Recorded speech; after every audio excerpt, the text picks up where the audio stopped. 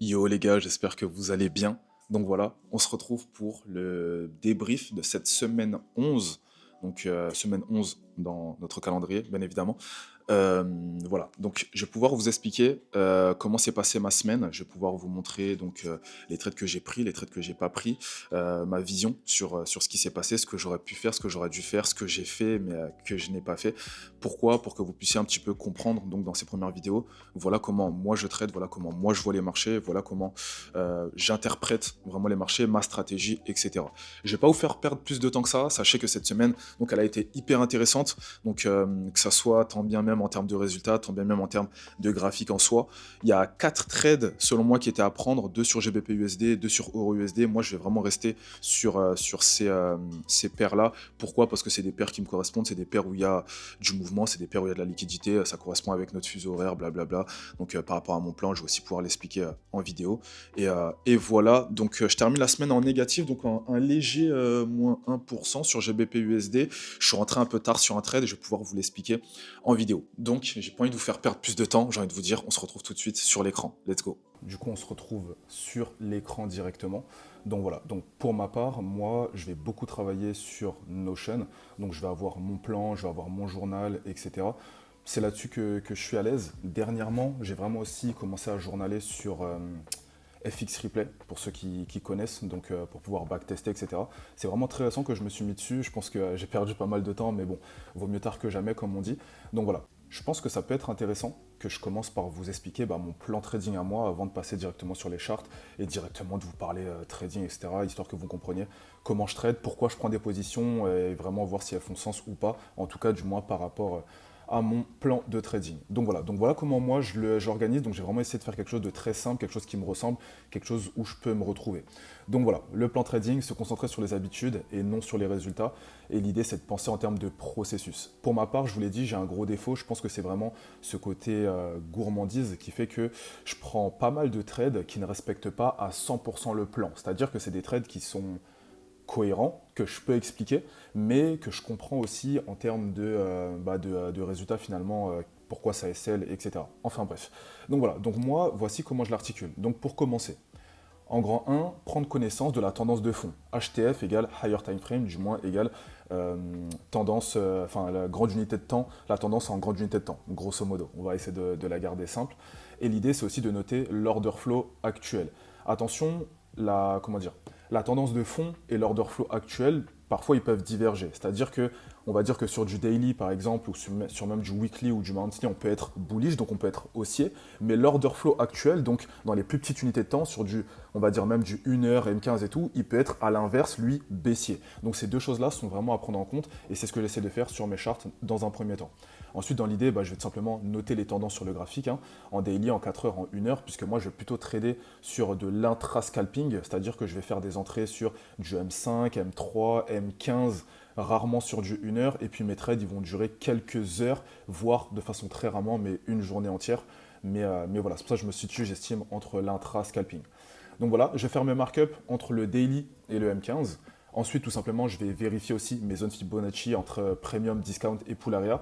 Vous verrez, ça, je ne le respecte pas toujours. Parfois, j'essaie de trader un retracement, ce qui fait que je vais quand même du coup prendre les bons ordres dans les bonnes zones. Mais comme je le dis, souvent, voilà, je vais trader à la contre-tendance, les retracements, et ça a tendance à me coûter cher, entre guillemets. Regardez les zones de la Zen Session, ça aussi, ça m'aide beaucoup, entre guillemets, pour savoir ce qui s'est passé pendant que je dormais. Ça me donne un petit peu un aperçu, je ne vais pas dire de la journée, mais clairement de ce qui s'est passé pendant la nuit. Et ça peut me dire un petit peu, voici ce qu'on va potentiellement aller chercher sur la journée qui va arriver. Donc voilà, ça peut servir de confluence supplémentaire, comme je le dis. À la suite de ça, je vais regarder donc les POI, les supply et les demand. Grosso modo, ça va être tout ce qui va être des zones pertinentes où selon moi le prix pourrait réagir, donc à l'achat ou à la vente. Donc je ne vais pas forcément plus appuyer sur qu'est-ce que c'est qu'un POI, une supply et une demand. J'ai oublié de le redire au début de cette vidéo, mais voilà les gars, moi je vais vraiment trader des principes de Smart Money Concept qu'on va bien connaître, ou encore comme je le disais, de ICT. C'est des principes qui se ressemblent. Dans ma tête, c'est plus ou moins la même chose, mais voilà. Ensuite, comme je le disais, donc par rapport à ces POI, ces supply et demand là, c'est important que ce soit des zones qui vont soit créer des BOS, qui vont créer ou prendre des liquidités, ou qui vont même en avoir eux au-dessus ou en dessous en fonction de ce qu'on va chercher. et dernièrement qui ont mitigé quelque chose, donc ils sont venus chercher, comme je l'ai dit, hein, soit des liquidités ou quoi, c'est deux points qui confluent ensemble et qui se ressemblent. Donc voilà. Ensuite, en termes d'objectifs. Donc, moi, j'ai mis des objectifs entre guillemets de gain, de perte de temps et de conditions. Techniquement, j'ai pas d'objectif de gain chiffré dans le sens où j'en avais avant. Maintenant, en fait, je vais vraiment essayer de trader la charte et pas trader par rapport aux résultats. C'est-à-dire que je pense, c'est très bien en vérité hein, de faire du 2% par jour, du 3, 4, 5% par mois, etc. C'est nickel, hein, comme on le sait. Les grands groupes ne font souvent pas ce genre de résultats-là, ou même sont dans ces eaux-là. Par mois, quelques petits pourcentages. À l'année, ça ne dépasse pas les 10%, ce qui est déjà incroyable.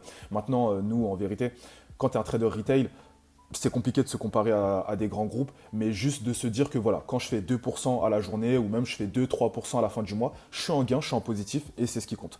Et pourquoi j'ai arrêté donc de mettre des objectifs chiffrés? Parce que comme je l'ai dit, pour moi l'objectif c'est de trader, de respecter un plan et de trader ce que je vais avoir sur le graphique tout simplement et pas de me baser en termes de résultats.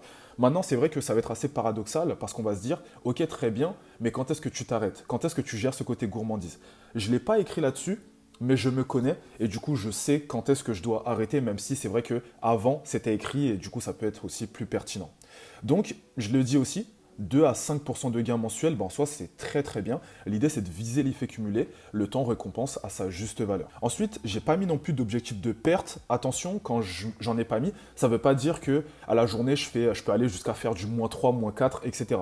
Non, non, non, loin de là. En général, je vais prendre 2 trades dans la journée. Là, je suis sur ma phase 1 en challenge, donc je vais risquer 1% par trade. Donc voilà, à -2%, les gars, on arrête. Bien évidemment, si le lendemain aussi je fais -2%, je suis à -4, forcément, je vais adapter mon money management et je vais passer sur du 0,5% en termes de trade, etc. Donc il y a pas mal de choses que je vais pas forcément avoir écrit parce que du coup, je le sais vraiment. Avant, je l'écrivais parce que du coup, ça avait besoin de rentrer. J'avais besoin vraiment d'incorporer ça dans ma façon de manager. Maintenant, on va dire que c'est quelque chose qui est acquis, entre guillemets, même si j'aime pas trop ce mot-là. Voilà, l'idée c'est vraiment d'analyser et de comprendre mes pertes et de ne jamais vouloir la rattraper. Ça c'est vraiment un truc aussi que j'avais avant. Aujourd'hui, j'avoue, quand j'ai des pertes, je peux, ouais, faut le dire, hein, j'ai un peu le seum, les gars, j'ai un peu le seum parfois, surtout quand j'avais des attentes, entre guillemets, au niveau du trade, ce qui n'est jamais bon en soi hein, d'avoir une quelconque attente, malgré le fait que l'analyse soit bonne, tout simplement. Ensuite, en termes de temps, je pense aussi que ça c'est important, surtout pour moi en vérité, de ne pas rester trop souvent devant les charts. Et puis j'ai envie de vous dire, j'ai un taf qui m'en empêche, donc c'est pas plus mal. Donc voilà, moi je vais analyser le matin de 8h30 à 13h, surtout quand je le peux en vérité, et je vais veiller le reste de la journée, je vais mettre des alertes et tout, mais c'est vrai que passé 13h, je vais rarement rentrer en position sur quoi que ce soit. Moi c'est vraiment la session de Londres, ma session, et voilà. Donc j'essaie aussi de me tenir pas plus de 2 heures d'activité en tout devant les graphiques, c'est-à-dire qu'une fois qu'on est passé 13h, comme j'ai dit, je vais mettre des alertes, mais je vais pas être à l'affût sur les charts. Si j'ai pas eu d'alerte, donc aucune nécessité d'y aller. Ensuite, j'ai aussi mis un objectif de condition. Je pense que ça, c'est hyper important. Encore une fois, c'est vraiment des choses qui sont propres à moi, dans le sens où j'ai essayé de faire une introspection, je me connais, et voilà. Pour moi, l'idée, c'est vraiment de ne pas trader quand on est malade, quand on est psychologiquement instable. Les gars, ça sert à rien quand tu as des conflits, quand tu sais que t'es pas bien en ce moment, etc. C'est à perdre. Par exemple, là, en ce moment, c'est les ramadans, et on arrive sur la fin du ramadan, et ça commence à être compliqué pour moi, ça commence à être très énergivore, et du coup, je sais que je vais avoir tendance à prendre des décisions qui vont pas être les plus cohérentes avec mon plan, tout simplement. Pas de fatigue mentale ou physique, pas de période de stress. Je sais qu'il y a des gens, par rapport à leur travail, par rapport à leur vie, il va y avoir des périodes de stress. L'idée, c'est vraiment de les limiter. Le trading, c'est déjà assez, entre guillemets, stressant comme ça. Et ne pas être en manque d'argent, qui est un critère hyper important, où là-dessus, j'ai pas trop de problèmes, dans le sens où, voilà, j'ai un travail, j'ai une activité à côté, donc l'idée, même si je me dis, les gars, il y a tellement moyen d'aller faire de l'argent que ça reste quand même un point important à noter. Voilà. Ensuite, mes critères d'entrée, moi, ils vont être relativement, vraiment très très simples. J'irai sur la charte après, mais grosso modo, voilà. Comme je l'ai dit, nous, on va se baser sur, l'idée, hein, en général, ça va être de suivre la tendance de fond.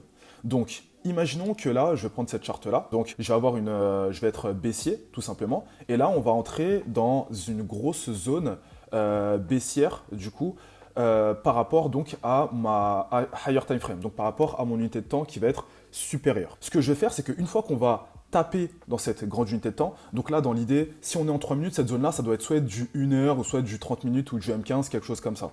Je vais attendre en gros le même principe. Donc on va être baissier, Tout simplement, on va descendre et on va venir chercher cette grosse unité de temps. Et une fois qu'on va taper dedans, je vais chercher le même scénario dans une unité de temps inférieure. En l'occurrence, là, c'est du 3 minutes. Dernièrement, j'ai vraiment limité cette unité de temps. Je vais plutôt être sur du 5 minutes. Quand c'est pas très propre, je vais descendre pour vraiment avoir une belle charte. Et du coup, je vais passer tout simplement sur du 3 minutes dans cet exemple-là. On va attendre quoi? Du coup, une cassure de la structure. Donc là, on voit qu'on a un nouveau high, un nouveau low. Donc là, on a de nouveau high low. Donc bref, on est repassé baissier en petite unité de temps. Et tout simplement, hop, je vais placer mon trade comme ceci. À l'époque, pourquoi là, je ne suis pas rentré directement sur l'entrée du POI M3? C'est parce qu'à l'époque, j'attendais donc une pin bar suivie d'une englobante, me donner cette idée de voilà, on a bien réagi sur la zone, le prix a vraiment rejeté, là c'est parti, je peux rentrer. Aujourd'hui, je me casse beaucoup moins la tête et ce que je vais faire directement, c'est que je vais placer mon entrée à l'entrée du POI. Donc voilà, j'espère que ça reste assez clair. Donc de toute façon, j'ai vraiment mis ici toutes les explications, je ne vais pas toutes les refaire. Si jamais vous regardez la vidéo, n'hésitez pas à mettre pause et vraiment à bien regarder mes confirmations. Et j'ai pu mettre donc une seconde charte ici. Donc voilà, dans l'idée, c'est exactement la même chose. Donc là, on est baissier. Donc là, on est actuellement en 1 minute, donc j'imagine que ça doit être du M5 ou du M15.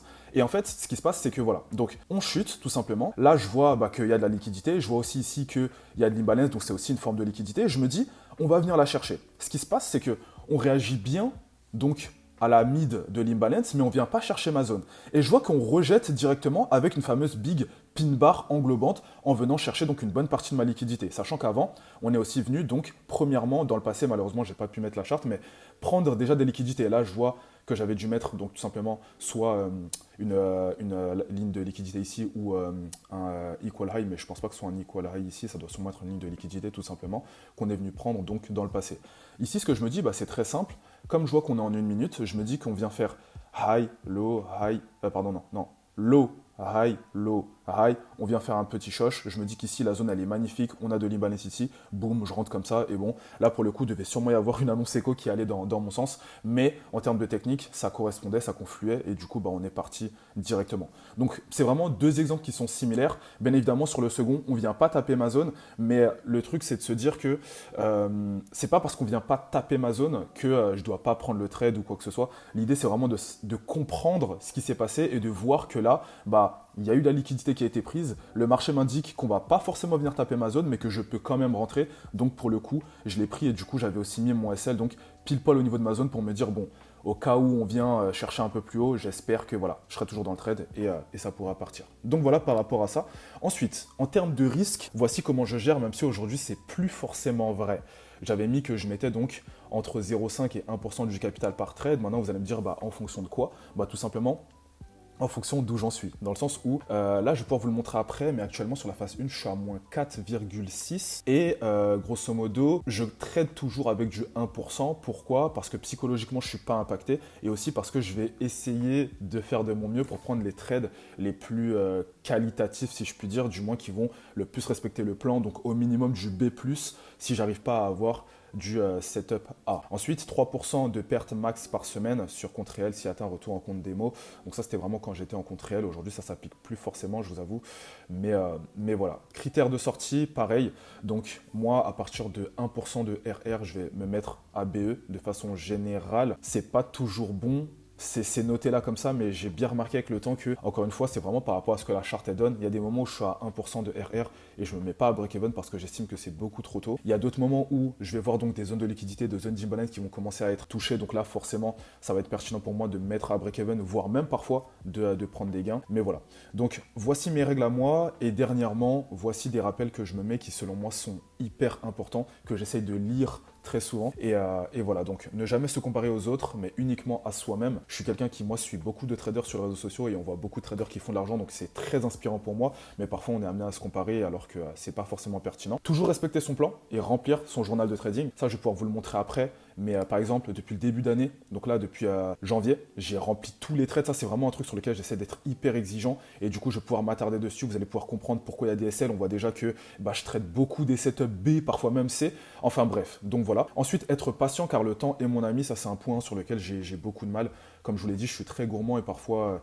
soit j'attends trop et je vais rentrer en position trop tard, soit j'attends pas assez et je me fais sortir bêtement dû à ça. Prendre du recul dans les moments difficiles, ça c'est quelque chose qui est très compliqué, donc je le garde, ça je devrais même vraiment le mettre en gras, je pense, parce que pour moi c'est vraiment un point qui est vraiment très très important à souligner. Ne pas forcer le destin. Si les opportunités ne se présentent pas, restez patient. Ça, je pense que c'est ce qui me coûte ma rentabilité aujourd'hui, pour être honnête avec vous, les gars. Connecté, mais pas attaché. Et en fait, grosso modo, quand je suis en train de relire ces points-là, à chaque fois que je les lis, ils me font quelque chose au cœur parce que je pense que c'est quelque chose que j'applique pas encore à 100%. Donc, prendre du plaisir à trader, ça ne bouge pas. Donc voilà comment moi j'articule un peu mon plan, les gars. J'ai vraiment essayé de le simplifier au maximum pour moi, pour que vous aussi vous puissiez le comprendre. Encore une fois, j'ai tendance à me dire que le trading c'est assez compliqué comme ça. L'idée c'est de le simplifier. Je dois pouvoir être capable à l'expliquer à ma sœur qui n'a jamais vu de charte de sa vie et doit pouvoir faire la même chose pour se dire que c'est pas sorcier en soi. Pour moi, voici mon plan. Ensuite, je pensais important aussi de vous montrer depuis le début d'année par rapport à cette phase 1 où j'en suis. Donc vous allez voir que là je suis à moins 9%, donc c'est moins 9%, pas sur la phase 1, mais depuis le début d'année. Moi quand je vois ça, je me dis, en fait ça me permet encore une fois de me dire, frérot, tu déconnes de fou. Parce que si tu dis que ton plan il est carré, t'es pas censé être à moins 9%. Sachant que tu as aussi de la data qui prouve que ton plan il est carré. Ça, je le montrerai sûrement dans une autre vidéo. À l'ancienne, je backtestais sur Excel. En fait, tous mes trades, je les enregistrais sur Excel. Et en fait, j'ai tout un tableau qui me dit le nombre de trades, l'heure, etc., le taux de rentabilité, les actifs, etc. Et je le montrerai pour pas que la vidéo elle soit trop longue. Et je me dis que ça fera le sujet d'une seconde vidéo. Mais grosso modo, voilà. Donc j'expliquais depuis le début d'année, les gars, j'ai merdé, je suis à moins 9%. Et en fait, je pense que trop de gourmandise. Parce que regardez, ce que j'aime bien faire, c'est ça, c'est moi sur mon plan, je vais pas mettre, sur mon plan, pardon, sur mon journal, je vais pas mettre énormément de data. Perso, moi, ça a tendance à me paumer. Ce que j'aime bien retenir, c'est l'actif, la date, quel ordre j'ai pris, comment je me sentais au moment où j'ai pris ce trade-là, le risque que j'ai pris, le setup, bien, c'est-à-dire voilà, un A, B, C, etc., le résultat, le RR. Ce qui me fume, c'est que si on regarde ce que je fais, c'est que je prends beaucoup trop de trades B et qui me coûtent beaucoup trop cher, les gars. Et quand je vais réussir à avoir ne serait-ce que du setup B+, par exemple, tout de suite, on voit déjà que c'est plus quali. Bien évidemment, il y a des SL parce que c'est comme tout, mais tout de suite, c'est plus quali. Donc voilà, du A, du B, on a du BE avec un minimum de gain, du BE avec du gain quand c'est du B+. Et voilà par rapport à ça. Ce qui va nous intéresser aujourd'hui, les gars, je ne vais pas m'attarder sur tous les trades, je ne vais pas tous les ouvrir, je pense que ça ne sert pas à grand chose. On va vraiment se baser sur cette semaine-là. Donc sur cette semaine, j'ai pris qu'un seul trade. Malheureusement, j'aurais dû, ouais, je pense que je peux le dire, j'aurais dû en prendre au moins 4, dans le sens où il y avait 4 belles opportunités qui étaient, moi, enfin, j'ai mis du B, mais dans ma tête, c'est un peu du B+, dans le sens où il faisait vraiment sens. J'ai mis B parce que c'est des trades, si je me souviens bien, qui était en mode retracement et qui ne suivait pas forcément la tendance de fond. Si je me souviens bien, de toute façon, on va aller sur les charts et je vais pouvoir vous montrer tout ça. Avant de vous montrer le seul trade que j'ai pris, que j'ai SL et pourquoi j'ai SL avant d'aller sur les charts, il fallait aussi que je vous montre, dernièrement, je me suis fait un suivi des trades que je ne prenais pas parce que je doutais. Et je crois que j'ai bien fait de faire ça parce que c'est le tableau qui me fait le plus de mal et qui me dit vraiment que je devrais prendre la quasi-totalité des trades que je vois.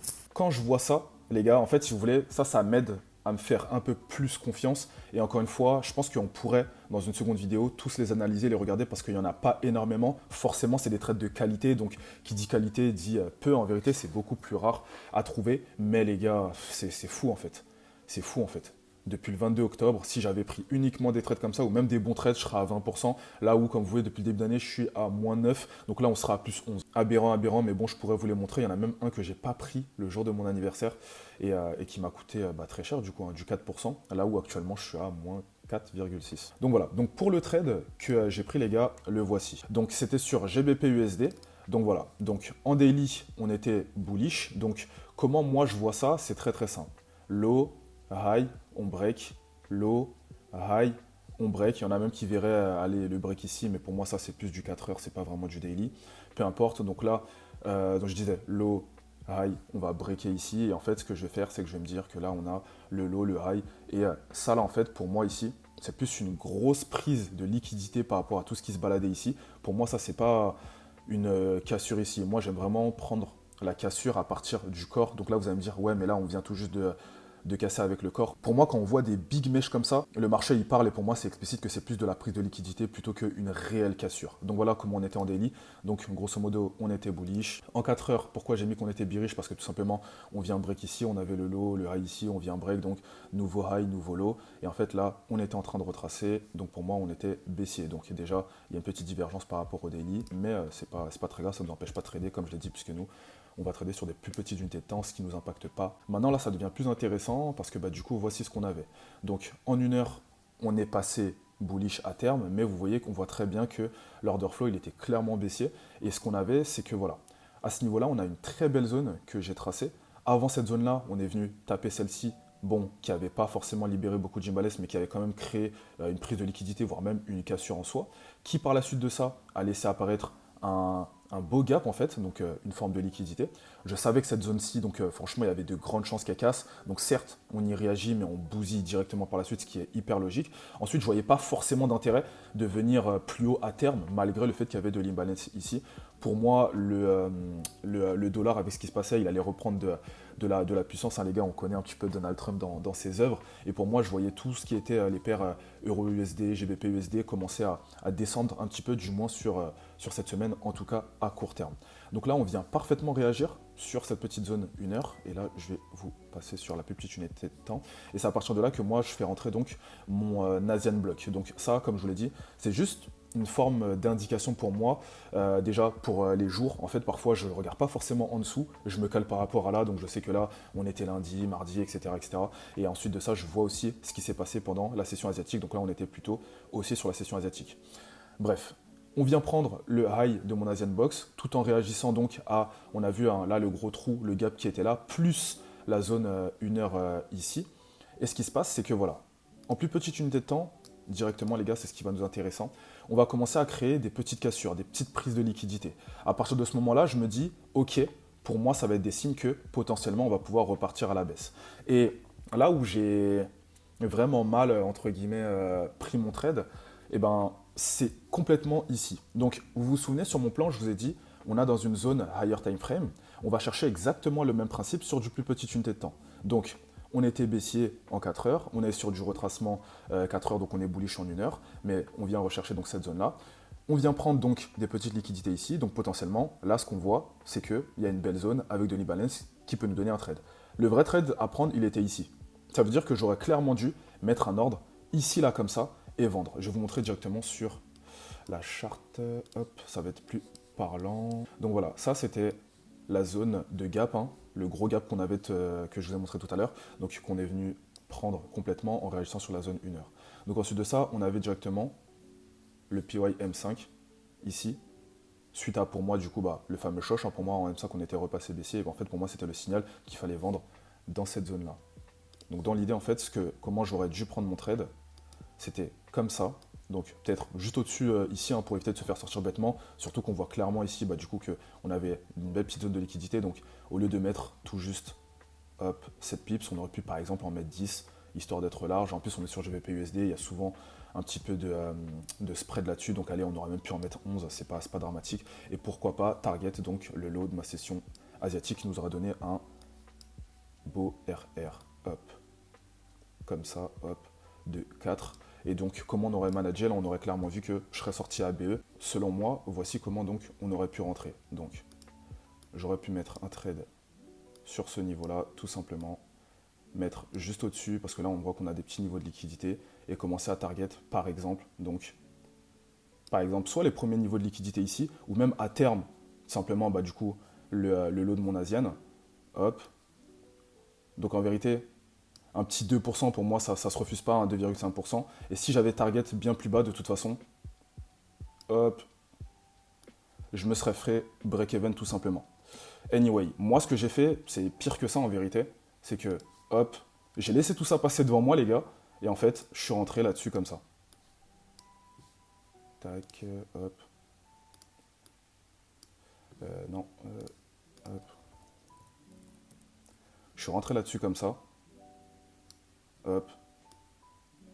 Et en fait, je me suis fait sortir. Et ce que j'ai remarqué après, c'est que regardez, hop, je vais cut ici. Et quand on passe en unité de temps inférieure, on voit qu'en fait, la seconde entrée a été clairement sur le 1 minute ici en fait. Donc en fait, celle-ci, là, elle servait clairement en fait de liquidité. Hop. Exactement comme ce qu'on avait là. Et en fait, le bon scénario, c'était celui-ci, grosso modo. Là où on aurait pu target bien plus bas, mais grosso modo, ici on voit qu'on avait déjà du 3%, que si on prend pile poil ici, peu importe, j'aurais target ici, et bref, en fonction de comment le trade serait descendu, j'aurais managé. À un moment donné, je me serais fait trail stop, mais je serais sorti peut-être avec, je sais pas, peut-être je serais sorti peut-être là-dessus, sur la mèche ici, et tu sortes quand même avec un petit 1%, ce qui est pas négligeable, surtout quand, du coup, on voit les précédents trades que j'ai pu prendre, enfin, du moins quand on voit quand je suis rentré ici, là-dessus, ça aurait pas été dégueu selon moi en tout cas. Hop, donc voilà, donc quand je reviens là-dessus, hop, je suis rentré ici, et en fait, comme je vous ai montré, je me suis complètement fait sortir, et en fait, on a réagi donc sur une unité de temps inférieure ici sur du 1 minute, et, euh, et on voit que l'entrée, en fait, elle était là, et en fait, c'est comme ça qu'on aurait dû rentrer. Donc voilà, là, je vois même que j'ai pris une entrée, en fait, encore plus safe, les gars, c'est vous dire à quel point, à chaque fois, j'attends une prise de liquidité, j'attends un beau POI qui délivre de l'imbalance, etc., pour de la confluence, et là, rentrer comme ça, et en fonction de comment on descend, en fonction, encore une fois, du RR, je vais adapter tout simplement mon stop loss, et je vais manager en descendant petit à petit, en fonction de comment le trade avance, tout simplement. Donc voilà, ça c'est le trade que j'ai pris sur lequel je me suis complètement fait sortir. Ce que je voulais vous montrer les gars, donc c'était les deux autres trades que j'aurais pu prendre mais que je n'ai pas pris. Pour moi, donc on a vu ici là, c'est la position que j'ai prise où je me suis fait sortir. Néanmoins, ce qui s'est passé à la suite de la semaine, donc je crois que c'était mercredi, ouais parfait, c'était mercredi, on est venu prendre le lot de mon Asian Box.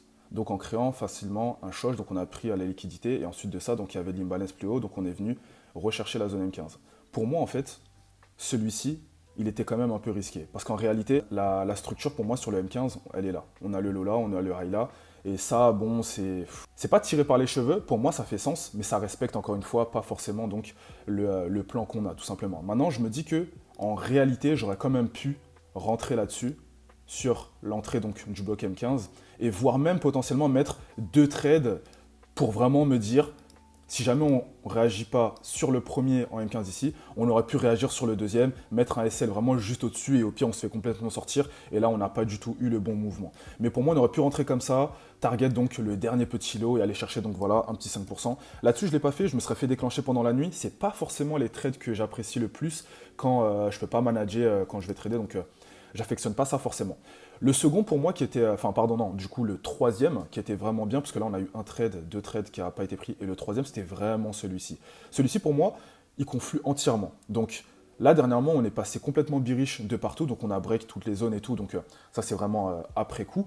Mais en soi, comme je vous l'ai dit, on était sur du retracement, et pour moi ça faisait sens d'aller chercher beaucoup plus bas. Si on se met sur du 1 heure, on voit l'order flow, il était baissier. Là, on retraçait un petit peu, qui nous a fait passer bullish un temps en 1 heure. Mais en soi, ça n'allait pas tenir, hein. L'idée, c'était vraiment de réagir sur ces grosses zones parce qu'il n'y avait pas d'intérêt d'aller plus haut et que celle-ci était pertinente et délivrer de l'imbalance, etc. Bref, pour moi, c'était ici en fait qu'il fallait prendre un trade, j'allais dire à l'aveuglette. Pas à l'aveuglette, mais vraiment qui était pour moi en fait pertinent en soi. Donc attention, moi, je ne prends pas forcément toujours des vrais POI, dans le sens où là on se dit donc on est baissier, ça aurait dû être une bougie haussière pour être un POI. Moi je prends vraiment des zones qui pour moi sont pertinentes. On voit clairement que la zone là, elle délivre de l'imbalance, elle vient prendre tout simplement des précédents lots en vérité, et pour moi elle est pertinente, et en plus de ça, elle est juste au-dessus donc de la Zen Box qui était elle baissière, donc souvent voilà on vient prendre le high de la Zen Box et ensuite on va prendre le low en fonction de comment on était au niveau de l'order flow, enfin bref. Et pour moi, le trade, il était simplement à prendre comme ça. Franchement, il n'y a même pas particulièrement plus de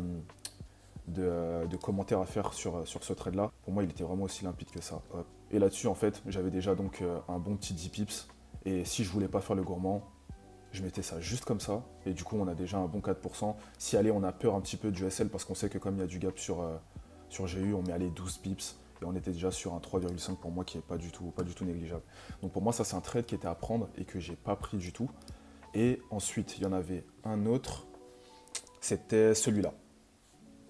Il y en avait un autre, c'était celui-ci les gars.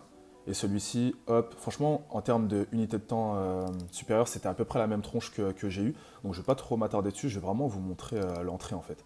Donc comme vous voyez, c'est exactement le même schéma qu'on avait sur GU. Donc techniquement, par rapport à ça, oui, on aurait pu se dire que là, le marché pourrait revenir ici, potentiellement prendre dans cette zone-là. Moi, je ne voyais pas de pertinence à y aller. Et en fait, ce trade, dites-vous... Alors, ce trade, je l'ai vu. Et en fait, je pense que j'ai été impacté émotionnellement par le trade que j'avais pris la veille, donc le stop loss que j'avais pris sur GBP USD. Et du coup, je me suis dit, celui-ci, est-ce qu'il n'est pas risqué, etc., etc. Alors que pour moi, il faisait grave sens. et qu'il fallait clairement le prendre en soi. Et franchement, il a coulé en enfer, les gars.